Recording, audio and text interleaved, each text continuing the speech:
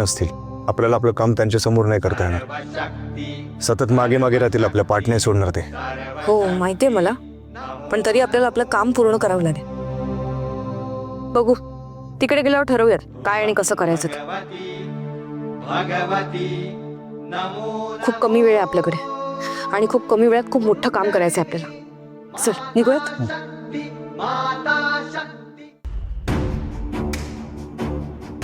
Phone का लागत नाहीये.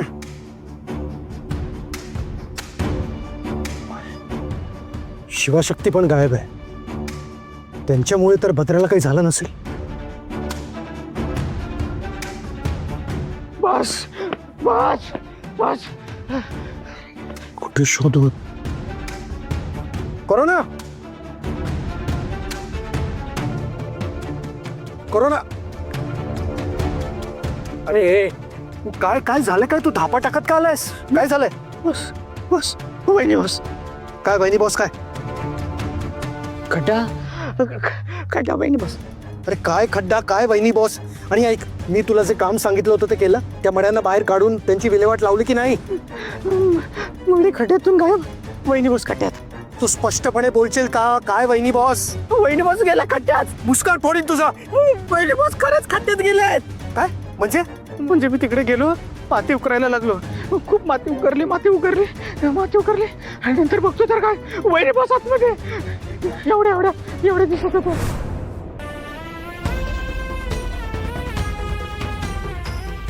बॉस बहुतेक आदिशक्तीने केलं असणार. अरे काय कुठला खड्डा बोलतो तू? मला घेऊन चल तिथे. चल चल चल चल चल चल लवकर चल चल.